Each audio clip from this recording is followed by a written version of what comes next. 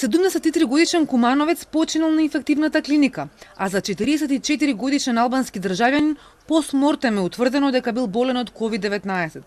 Станува збор за албанскиот државјанин кој привремено престојувал во Кавадарција, беше пронајден на 5 април во станот каде бил под кирија и посмртно му беше земен бриз.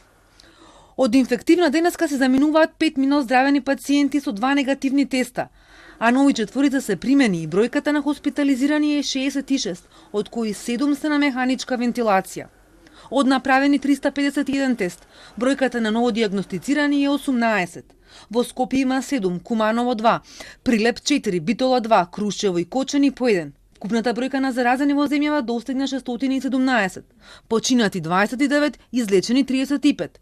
Најмногу заболени се од Скопје 261, Куманово 130, Дебар 49, Штип 20, Прилеп 38, Тетово 29, Струга 28, Велес 10 и во уште 10 градови по 10 заболени.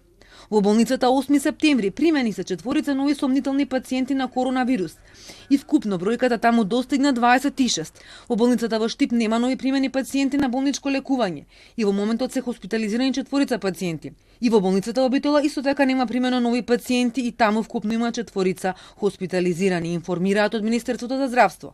Според информациите на Телма се уште не се готови резултатите од тестираните 60 на здравствени работници од Куманово. Досега вкупно во земјава биле направени 6230 тестирања на COVID-19.